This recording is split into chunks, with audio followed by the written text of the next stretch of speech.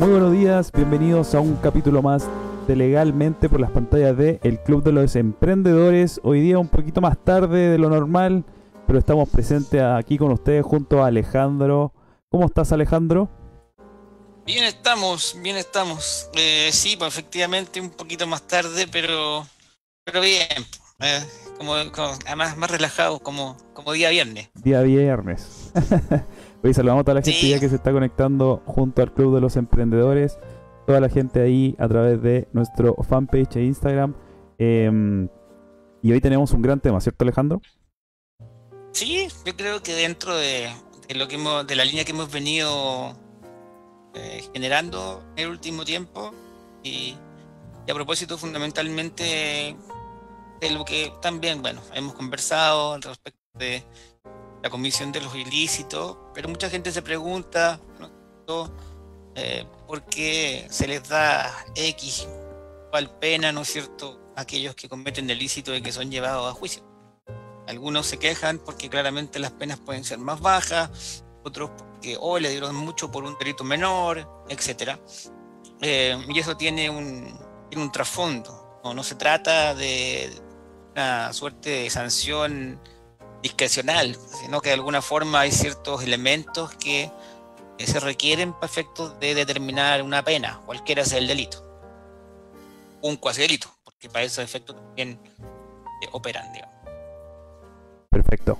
Entonces el tema del día de hoy comienza a aparecer en pantalla y es el siguiente. Circunstancias modificatorias de responsabilidad penal. Yo Así antes, lo es. conversamos antes, ahí yo le dije a Alejandro, ayúdame un poquito porque este tema yo no lo entendí mucho. Pero ahí Alejandro me hizo como la bajada del tema y es a lo que le invitamos a participar el día de hoy también. Claro, es lo que pasa es que el nombre que yo les di respecto del tema, que son las circunstancias modificatorias de responsabilidad, a decir verdad suena muy pomposo, ¿no? Claro, fue muy Pero, extenso, yo lo leí, fue como, ¿qué pero en tema el se viene? fondo no es más que aquellas circunstancias que atenúan, aminoran o agravan la responsabilidad penal, así de sencillo. Ah, perfecto. Es más, quizás más simple de lo que es el título. Claro, lo que pasa es que técnicamente se denomina de esa forma, ¿no?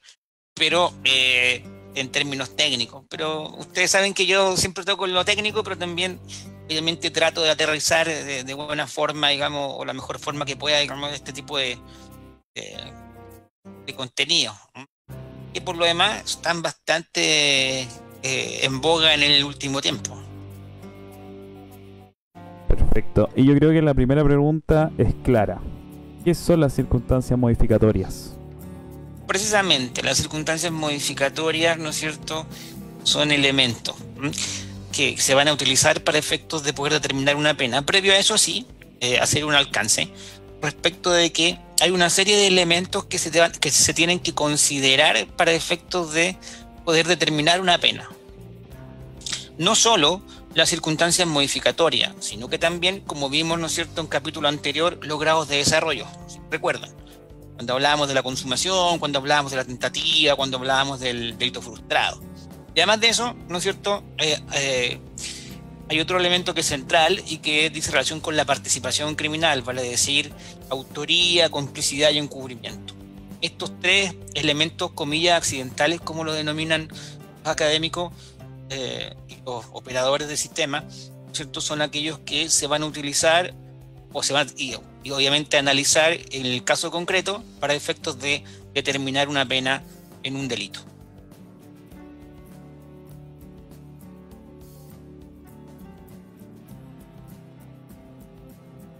Perfecto, Alejandro. Seguimos saludando a la gente que se está conectando a través de nuestras redes sociales. Ya están aquí, conectados con Legalmente a esta hora de la mañana. Y según lo que estábamos conversando por la interna, ¿qué comprende las circunstancias modificatorias de responsabilidad? Precisamente hay varias situaciones, fundamentalmente dos, cuando se habla de estas circunstancias modificatorias o aminorantes, ¿no es cierto?, responsabilidad o agravante, que en el fondo son las dos situaciones que se comprenden, porque hay circunstancias modificatorias que de alguna manera van a atenuar la responsabilidad eventualmente de una persona que comete un delito, y hay otras que por contrapartida la podrían agravar, y por lo tanto, ¿no es cierto? Por eso se llaman circunstancias modificatorias de responsabilidad penal, porque modifican, ¿no es cierto?, ya sea en beneficio de quien comete un ilícito o en perjuicio si se agrava la responsabilidad respecto de un delito determinado. Dentro de eso, o a eso se refiere el que comprende. Encontramos en las circunstancias modificatorias de responsabilidad penal.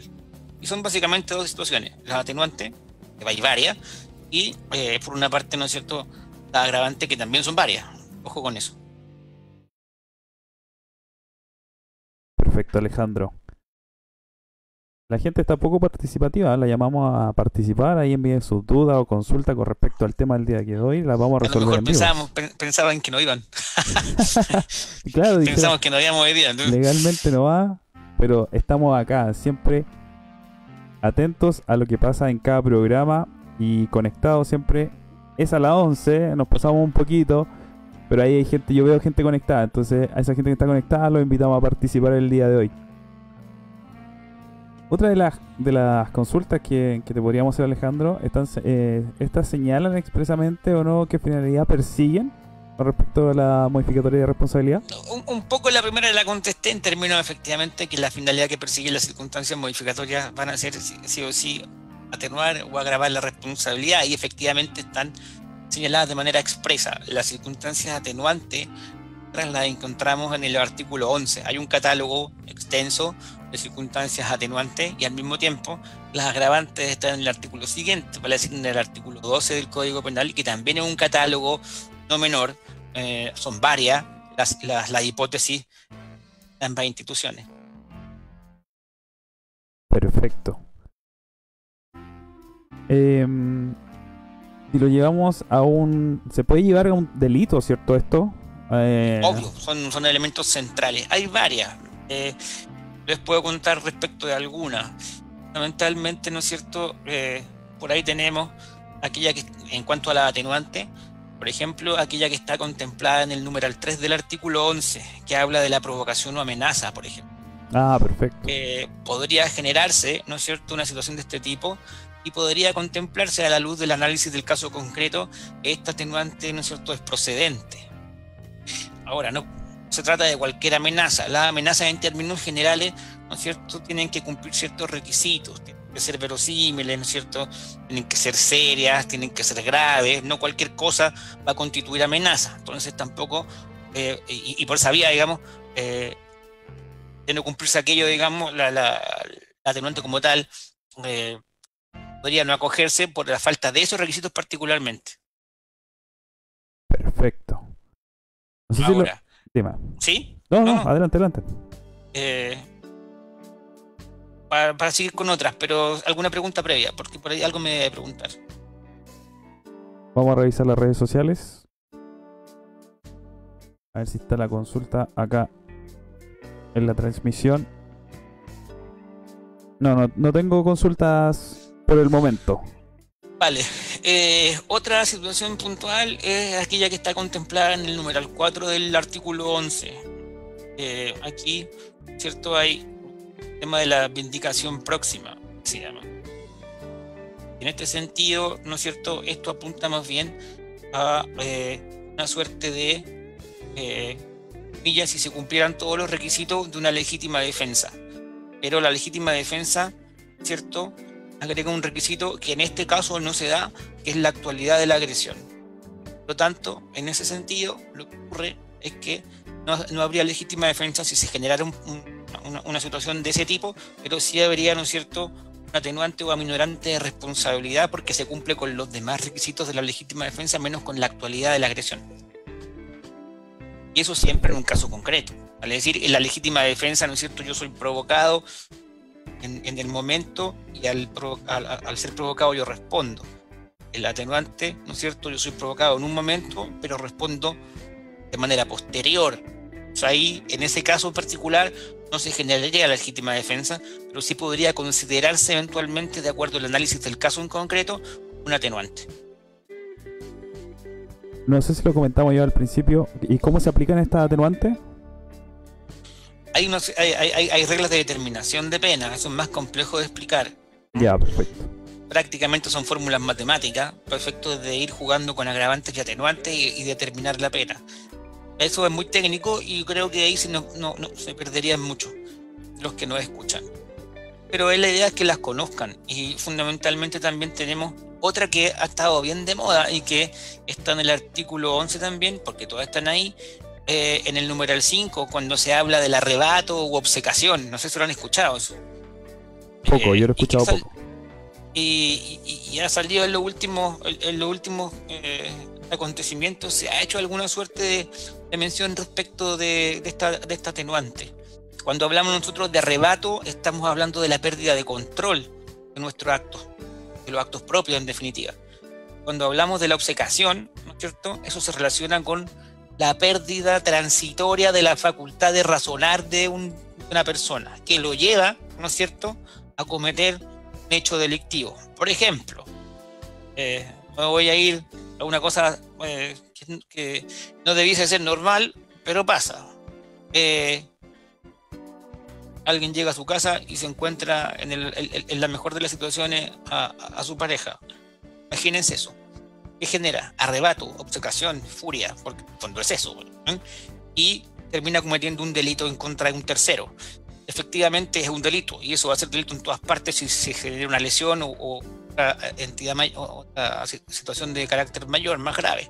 Pero estaría probablemente sujeto a esta atenuante, más probable que se invoque, y si las circunstancias, ¿no es cierto?, se dan en la especie, ¿no es cierto?, podría perfectamente acogerse a esta atenuante aquella persona que sufrió, ¿no es cierto?, que cayó en una suerte de arrebato o obcecación. Ahora, pueden ser las dos juntas, como las dos situaciones que les menciono, o bien, ¿cierto?, podría ser una de las dos para que se configurara el atenuante. No son requisitos sine qua non, no son requisitos copulativos, no van de la mano las dos. ¿La atenuante en sí es como la acción del sujeto? ¿Es lo que lo lleva a...? No, la atenuante es una circunstancia, Una circunstancia, ya, perfecto. que aminora responsabilidad o que agrava, en este caso, ¿no es cierto?, una situación particular, ¿no es cierto? Actuó por arrebato, actuó por obcecación frente a un hecho determinado, ¿no? Actuó provocado, pero no hubo actualidad en la agresión, actuó posteriormente. Puede pasar, somos seres humanos, eso puede ocurrir. Y por lo tanto, ¿no es cierto?, esos son situaciones que los jueces analizan y que muchas veces pueden beneficiar. También nos vamos a encontrar, como ya lo hablaremos, con situaciones que no aminoran responsabilidad, pero que sí la agravan. Y en vez de, ¿no es cierto?, ser una pena más baja, puede esa pena subir y terminar mucho más alta de lo que lo pensaba. ¿Se dan cuenta? En ambos casos tenemos tanto atenuantes que son más bien objetivas y otras que son más bien subjetivas, y lo mismo pasa con las circunstancias agravantes. Por eso la labor del juez de interpretar las situaciones que se le presentan para efectos de acoger a aquellas que se invocan por las partes. Perfecto, Alejandro. Hay otra bien interesante que esta también ha estado de alguna manera en el último tiempo en boga. Lo que pasa es que probablemente cuando eso sucede, y ya se les voy a explicar, uno no lo lleva a esto porque técnicamente no lo conoce. Creo que hay que obrar con celo de la justicia, que está en el numeral 10, el artículo 11. El exceso de diligencia, el exceso de cuidado, el exceso, ¿no es cierto?, o el esmero de cumplir con el ordenamiento jurídico. ¿A dónde está el ejemplo? En la detención ciudadana. ¿Se han dado cuenta que cuando se detiene a alguien por un ciudadano común y corriente, lo normal sería que lo detuviera y lo pusiera a disposición de las fuerzas policiales? ¿Qué ocurre ahí entre medio? Hay una agresión. Exacto. Entonces, ahí se da vuelta un poco la tortilla en buen castellano, porque resulta de que, claro, se pone a disposición a una persona que ha cometido un ilícito, pero en el intertanto muchas veces que lleguen los carabineros o PDI, ¿cierto?, al lugar de los hechos, o lo han amarrado con plástico, o le han pegado, o en su caso incluso hasta le han sacado hasta la ropa. Eso ha salido en noticias, digamos, no es un invento mío. Y eso podría generar en el intertanto, ¿no es cierto?, por ejemplo, el delito de lesiones. mientras llegan los funcionarios por la furia que se les genera, digamos, de alguna forma a la gente por el hecho de la acción delictiva del hurto, del robo, qué sé yo. Esa era una consulta que yo tenía cuando sucede esto, a las personas que generan esta agresión al delincuente, ¿pasa algo? No pasa nada, queda ahí impune. Pongamos el ejemplo, ¿no es cierto? O mantengamos el ejemplo que estoy planteando. Si alguien al detener a un delincuente lo detiene, pero lo golpea y le genera lesiones, una cosa es el delito que comete, ¿no es cierto? La persona que, ¿cierto? El imputado, comillas, pero también se podría generar una acción penal respecto de aquel que detuvo, pero que al mismo tiempo golpeó a quien detuvo. Son dos circunstancias distintas. Una se le imputa a quien detuvo por el exceso, ¿cierto? Se excedió en la detención, no solamente lo detiene, sino que además lo golpea, y aparte está, ¿no es cierto?, la acción inicial del delincuente que sustrajo, por ejemplo, la cadena a una señora de la tercera edad, por dar un ejemplo. Claro. Pero en ambos casos es delito. O sea, el hecho de excederse, ¿no es cierto?, no me exime, pero sí podría darse el caso de que se me aminorara la pena, se me bajara la pena que se podría establecer o sancionar.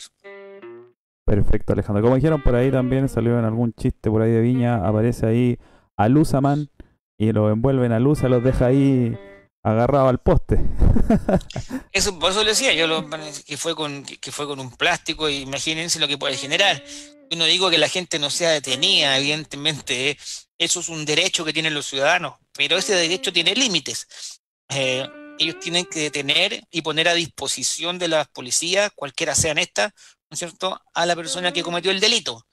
No pueden detener durante el proceso entre que detienen y que llegan los funcionarios policiales al lugar, golpearlo, como ha ocurrido muchas veces, y ha pasado, no una vez, varias, y eso podría traer eventualmente consecuencias penales para quienes ejercen esas acciones.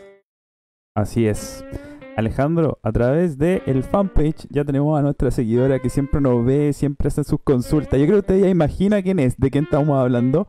Y Geraldine, Geraldine, seguro, ¿no? Y la saludamos, está ahí conectada junto a nosotros. Dice: hola a todos. En un caso de legítima defensa donde el agresor con arma de fuego resulta muerto, pero la víctima al defenderse dispara en más de una ocasión, 4 disparos por ahí, ¿sería en este caso para circunstancias modificatorias de responsabilidad penal? Son cosas distintas, porque resulta que habría que ver si, en primer lugar, si la agresión es ilegítima, en segundo lugar, ¿no es cierto?, si la racionalidad del medio, ¿no es cierto?, es respecto de la persona que se defiende, es el adecuado, y en tercer término, ¿no es cierto?, si hay falta de provocación suficiente por parte de quien se defiende. Si sean esos tres requisitos, la legítima defensa debiese operar. Ahora, la legítima defensa como tal antiguamente se hablaba de una racionalidad casi matemática, de una fórmula casi matemática para establecer si había legítima defensa. Vale decir, si a mí me pegaban con un palo, yo tenía que volver con el mismo palo. Eso no es así. La legítima defensa, ¿no es cierto?, para que se configure, obviamente tienen que darse los requisitos que les mencioné, y por otro lado, ¿no es cierto?, basta la necesidad real de defensa. Ejemplo: si yo, por ejemplo, voy por la calle, alguien me empieza a molestar, y es una persona de 1,80 m de estatura, ¿cierto?, y me va a golpear, yo con lo que me defienda, ¿no es cierto?, probablemente no estaría infringiendo la legítima defensa. Si me va a pegar con un palo de 2 metros y de 20, no sé de cuánto de ancho, ¿no es cierto?, yo estoy corriendo riesgo. Entonces, Exacto. ejemplo, hay un ejemplo muy válido respecto a eso. Años atrás nos tocó en algún minuto una suerte legítima de defender la postura de la legítima defensa. Esto transcurrió, ¿no es cierto?, en un lugar común y corriente de Santiago. Estaban, ¿no es cierto?, dos vecinas en la casa de una de ellas, ¿no es cierto? Se acercó a la reja un tipo con palo gigantesco, de un grosor importante, amenazando. Pero no se quedó en la amenaza, sino que ingresó. ingresó, ¿no es cierto?, a la casa, y estas personas, cuando se dieron cuenta que ya venía con actitudes más bien serias, lo que hicieron fue esconderse y llegaron a la cocina. Esta persona las siguió hasta la cocina, las acorraló en la cocina, y cuando iba a darles el golpe con el mazo, porque era prácticamente un mazo, ¿no es cierto?, una de las chicas cierra los ojos, toma un cuchillo y se lo clava. En principio quedó en prisión preventiva, pero se logró establecer después que la necesidad real de defensa era tal, por cuanto con ese mazo, si hubiese sido golpeada en la cabeza, lo más probable es que hubiese fallecido o quedado con secuelas muy serias. Y por lo tanto, ¿no es cierto?, después de un tiempo que estuvieron privadas de libertad, ambas salieron sobre la base de esa teoría, que efectivamente, ¿no es cierto?, estábamos en presencia de una legítima defensa que después posteriormente se pudo probar en juicio. Perfecto. Y siempre se viene mucho ¿sí? desde los padres, ¿eh? No pasa, fundamentalmente no pasa por una necesidad más bien matemática. No es porque me golpearon con algo, yo tengo que responder con lo mismo. Y eso es lo que nos mismo que pasa enseñan con un desde adulto chico. y un menor. El menor, ¿qué va a hacer frente a eso? Hay una diferencia de fuerzas importante. Entonces, pasa bien por la necesidad real de defensa. Vale decir que se ponga en riesgo mi vida o mi integridad física. Si es efectivo ese riesgo de integridad física, de integridad física o la vida, perdón, debería validarse si se cumplen los requisitos que yo les mencioné al inicio. Ahora, si uno de esos requisitos no se cumple, eso podría ser entendido como una suerte de justificante incompleta. Vale decir, se rebajaría la pena por esa razón. Ahora, el único requisito, aunque nos salimos un poco, pero de todas maneras para que se entienda, el único requisito de la legítima defensa que no puede faltar, porque si no, no habría, es la agresión ilegítima de quien me, comilla, valga la redundancia, me agrede a mí. ¿Se dan cuenta? Si faltan los demás requisitos, ¿no es cierto?, de la agresión propiamente tal, que sea real, que sea actual, que sea, ¿no es cierto?, ahí podría establecerse de alguna forma, ¿cierto?, una minorante de responsabilidad. Perfecto, Alejandro. Ahí Geraldine también complementa, dice, con legítima defensa me refiero al ingreso a domicilio particular. Claro, o sea, si alguien ingresa, aparte de haber un delito de otras características, porque podría entenderse también como una violación de morada, etcétera, sin autorización, evidentemente que eso es un delito que tendrá que juzgarse, pero obviamente si yo estoy en mi domicilio y eso sucediera, en términos prácticos, la legítima defensa se puede materializar, pero siempre sin perder de vista los requisitos que se establecen para esto. O sea, van a encontrar después que hay varios tipos de legítima defensa, no es una sola, está la legítima defensa propia, la de pariente, la de extraño, la legítima defensa privilegiada y varias. No vamos a entrar en ese tema porque es muy técnico, pero en el fondo los requisitos son más o menos los mismos. Ahora, cuando falta, insisto, alguno de estos requisitos, esa legítima defensa deja de ser una causal de justificación, como se llama en derecho, y podría pasar a ser una minorante de responsabilidad siempre, eso sí, a la luz del análisis del caso concreto. Todos los casos son distintos. Perfecto, Alejandro. Saludamos a toda la gente que está conectada a través del fanpage e Instagram del Club de los Emprendedores. No sé si tienes algo más que aclararnos, algo que se haya quedado en el tintero, algo que, no sé, que pueda ser relevante en base a la temática de hoy. Hay varias cosas, pero todavía, mira, hay una de las atenuantes que son ¿cómo se llama?, objetivas, que es la irreprochable conducta anterior, que están en la numeral 6 del artículo 11. Y esa es una atenuante objetiva porque efectivamente no se requiere mayor prueba, basta que los extractos de filiación estén de alguna forma limpios. Y en ese sentido se acogería esa atenuante. Ahora, el tema en esa atenuante en particular dice relación hasta qué punto, ¿no es cierto?, se puede considerar, porque muchos dicen, claro, tiene su extracto limpio, perfecto, pero que nos asegura de que no se haya cometido delitos antes. Bueno, lamentablemente eso no lo podemos saber, y esa es una atenuante objetiva. Basta con que nuestro extracto de filiación se encuentre limpio para que se invoque y, en términos prácticos, acogerse sin ningún inconveniente. Distinto a las anteriores, porque en las anteriores hay que hacer un análisis mucho más profundo. Estamos hablando de situaciones de alguna forma subjetivas que tienen que analizarse a la luz de los hechos ocurridos. En cambio, acá basta con ese alcance. No tenga, ¿no es cierto?, ningún antecedente penal previo en su extracto o hayan prescrito las condenas anteriores en el caso de los crímenes por 10 años y en el caso, para este efecto, simples delitos en 5, se podría igualmente solicitar. Pero pasa por eso, es una cuestión más bien normativa que una cuestión más bien subjetiva propiamente tal como... Perfecto, Alejandro. ¿Le parece si vamos a una pequeña pausa comercial? Sí, claro.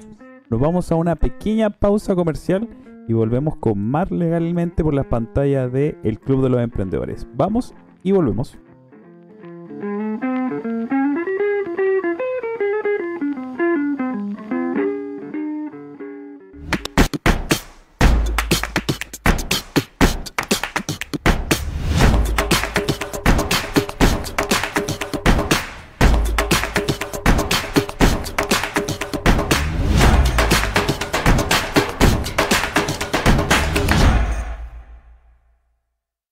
Bienvenidos a un capítulo más de El Club de los Emprendedores. Hoy día vamos a estar entrevistando... Momento. Interrumpimos este programa para decirles a todos que nos volvimos locos, totalmente locos, aquí en el Club de los Emprendedores. ¿Qué? Sí, como lo oyen, y queremos que ustedes formen parte de esta locura. Es hora de que puedas formar parte de nuestra familia, siendo auspiciador del club o teniendo tu propio programa de televisión. No te pierdas esta gran oportunidad de formar parte del mejor club, El Club de los Emprendedores.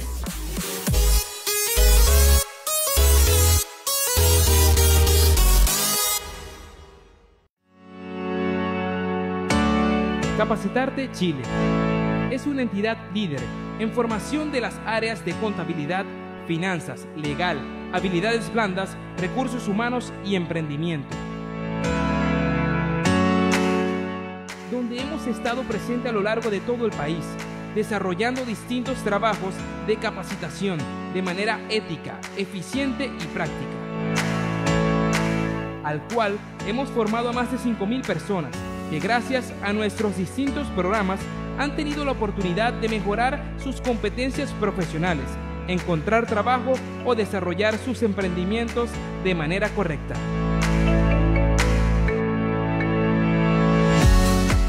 Capacitarte, el arte de capacitar.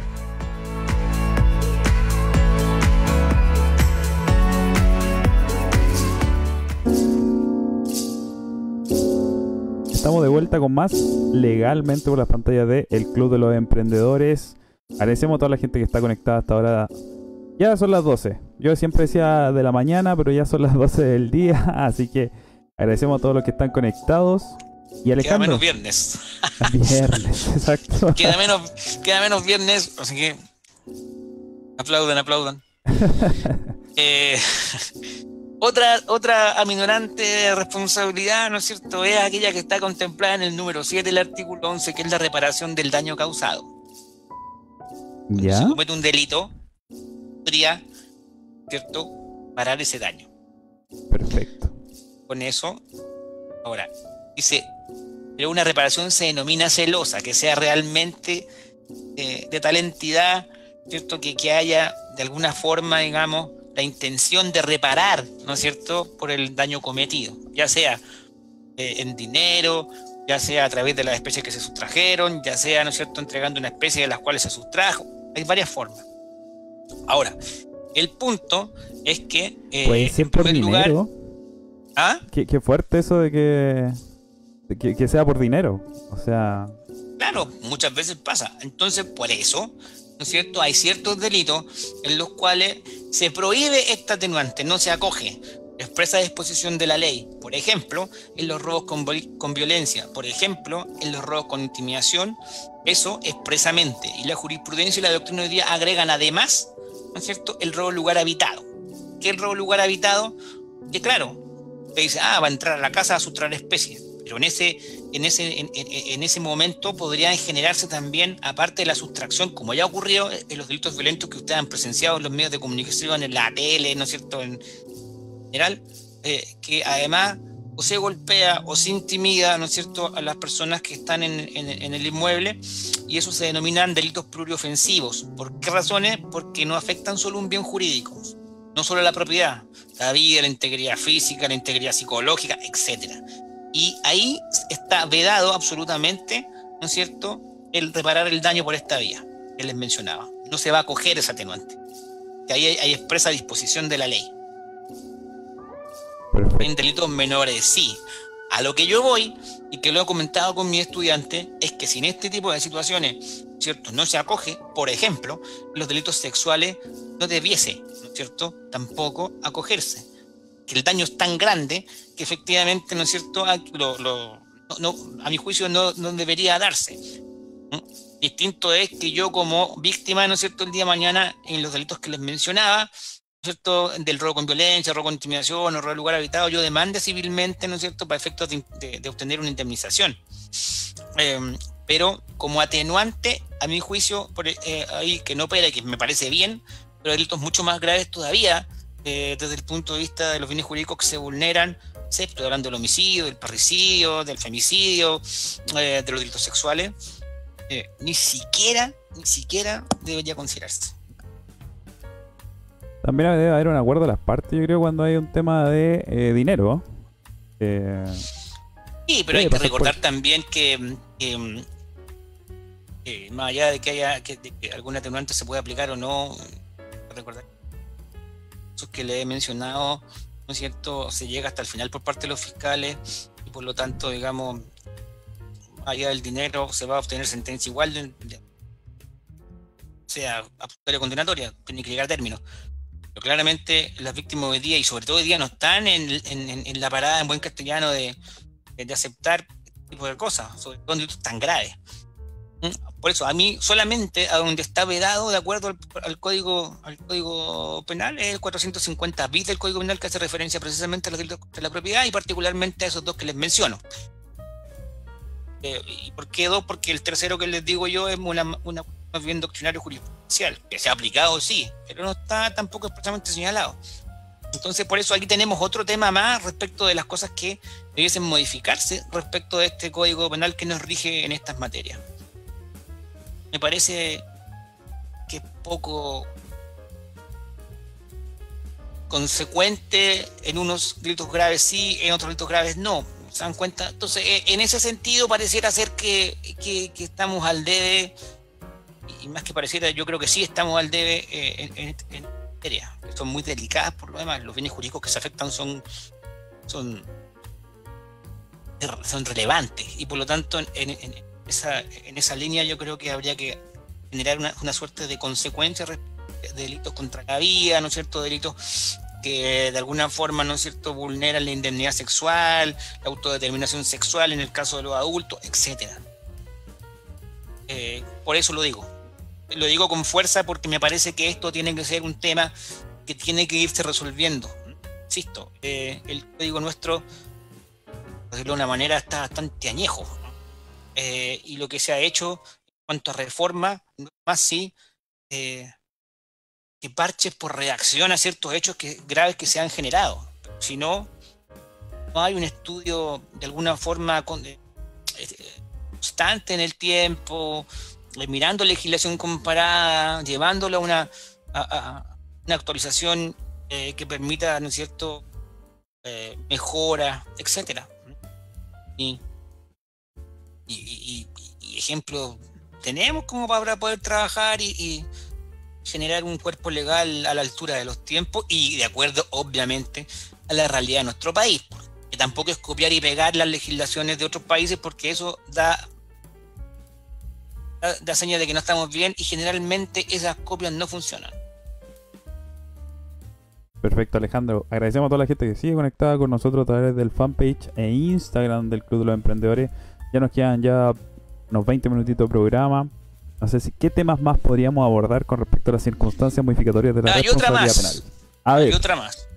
Que está en el numeral 9 del artículo 11 y que dice que se podría, en el fondo, ¿no es cierto?, rebajar la pena si el imputado colabora sustancialmente al esclarecimiento de los hechos.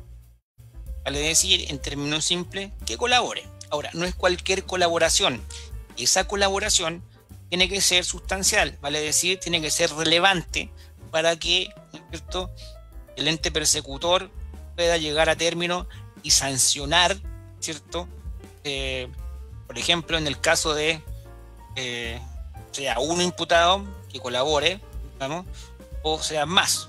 Puede pasar, acuérdense que los delitos puede haber más de uno y ahora eso es una cuestión bastante habitual, digamos. Hay casos en los cuales, por ejemplo, la pata está media coja, por decirlo de alguna forma, y esa colaboración relevante le permite al Ministerio Público y a la parte querellante cerrar el caso con condena. Ejemplo. Ahora, esta colaboración sustancial al esclarecimiento de los hechos no tiene límite en cuanto al tema de temporalidad dentro del proceso. Castellano, ¿qué significa? Que yo la puedo invocar desde que es formalizado, ¿no es cierto?, un imputado hasta antes de la dictación de la sentencia. O sea, incluso se podría, ¿no es cierto?, hacer uso de esta atenuante o tratar de materializarla en el mismo juicio. Ahora, hay por ahí algunas diferencias entre algunos profesionales, académicos en el área, e incluso también jueces que muchas veces en el caso del juicio propiamente tal, el hecho de recién entregar ahí, ¿cierto?, esa colaboración no la cogen. Mis consejos son siempre que si tengo ese antecedente, si tengo ese insumo importante, hacerlo ver durante el proceso y que después se ratifique en el juicio. Y eso me va a llevar probablemente a que sí acojan ese atenuante de la colaboración sustancial. Ahora, esta colaboración sustancial tiene que ser respecto del hecho por el cual se me está investigando. ¿Por qué lo digo? Porque resulta que en la ley 20.000, en el artículo 22, hay una figura que es, comillas, media parecida, que es la cooperación eficaz. Y esa cooperación eficaz, ¿no es cierto?, que tiene otros requisitos, pero también es una suerte de aminorante de responsabilidad, sin duda, si se comprueba, puede operar respecto del delito que se está investigando al imputado o de otro delito, incluso en el cual no participe, pero que entregue información de tal entidad que permita cerrar ese caso en particular. Y eso le podría significar a él un beneficio en términos de que en su caso en particular, no siendo, ¿no es cierto?, delito de tráfico, siendo otro delito distinto, pudiese de alguna forma, ¿no es cierto?, rebajar su sanción. Perfecto. Ya son las 12:20.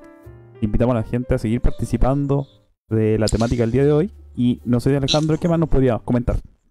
Y por último, en materia de atenuante está aquella que está contemplada en el artículo 11, número 8, que en el fondo, si una persona, pudiendo eludir la acción de la justicia, ya sea por la fuga o ocultándose, se autodenuncia y confiesa el delito. En ese caso en particular, ¿cierto?, también, si se acredita aquello, podría ser objeto de esta atenuante y eventualmente rebajar la pena. Hay una rebaja, claro, de sanción en el caso de que él o la persona que cometió un delito se entregue, por decirlo así. Exacto. Por ejemplo, una persona que entra a un supermercado, sustrae especies, ¿no es cierto?, sale, pero cuando ve que ya lo van a detener, no sale corriendo, no se oculta en ningún lugar, él mismo se entrega, dice que él fue, etcétera, y eso facilita bastante más la pega. Ahora, lo que hay que tener también presente es que en este sistema actual, no así como en el antiguo, ¿no es cierto?, la autoincriminación, ¿no es cierto?, no es la forma, perdón, para que el tema se solucione. Ahora, en el caso que les pongo yo, claramente no hay nada que discutir porque están las cámaras, etcétera, y eso va a ser fácil de determinar. Pero sí, lo fundamental acá es que pudiendo eludir la acción de la justicia, no lo hace, se entrega y francamente sabe que yo fui, la cosa es distinta y podría probablemente generarse una minorante responsabilidad. Y es una de las que más se da junto con la colaboración, con la irreprochable conducta anterior.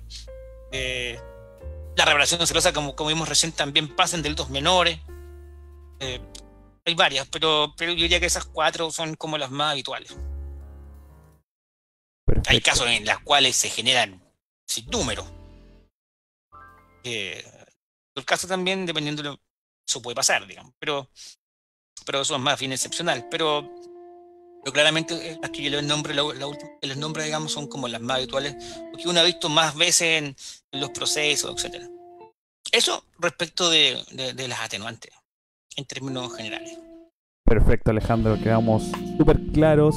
Les recuerdo a la gente también que también puede revivir estos capítulos a través de nuestro fanpage del Club de los Emprendedores. Se van a la sección de videos y ahí están todos los capítulos, tanto de Legalmente como de todos nuestros programas. Alejandro, nos comenzamos ya a despedir. Agradecemos la sintonía del día de hoy. Agradecemos prácticamente una clase en vivo que Alejandro nos entrega. El conocimiento. Nos quedaron las grandes pendientes, pero eso la vamos a tocar la próxima semana. Perfecto. Ahí entonces los dejamos invitadísimos a la próxima semana con otro gran tema. Hoy hablamos sobre la... Aunque, a ver. No sé si sea la próxima, porque por ahí voy a tener un par de invitados. Hay sorpresas. Hay sorpresa. Perfecto. Producto de lo que todavía no les voy a comentar. Vamos a esperar hasta, yo creo, el próximo viernes. Ahí se van a enterar de algunas novedades bien interesantes y bien entretenidas. Que de alguna forma me involucran también, ojo. Así que lo dejo ahí en el suspenso. En el suspenso ahí. La intriga. Intrigante como un abogado penalista, intrigante.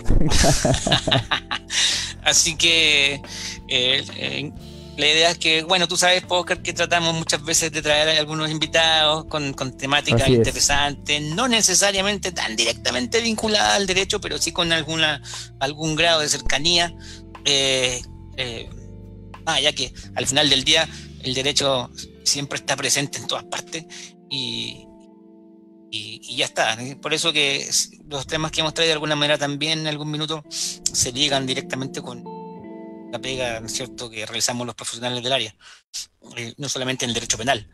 Por lo tanto, lo planteo más bien como académico en esta pasada. Entonces yo creo que ahí vamos a tener una conversación bien interesante y bien entretenida, yo creo que hasta novedosa, sin duda. A mí no me cae ni una duda que va a ser así. Y ahí van a conocer algunas novedades que vamos a dejar con mi hijo Oscar en suspenso hasta el viernes siguiente. Hasta la próxima semana, que sí volvemos a nuestro horario normal, que es de 11 a 12 con Legalmente. Los dejamos invitadísimos. Alejandro, un gusto, gracias. Como siempre. No, porque como siempre ahí tratando de aportar en lo que se pueda. Así es, y agradecer a toda la gente también que estuvo conectada y a la gente que participó. Ahí nuestra seguidora siempre fiel, Geraldine, le agradecemos su participación. Así que muchas gracias y nos vemos la próxima semana. Muy buenas tardes. Chao, chao. Chao, chao.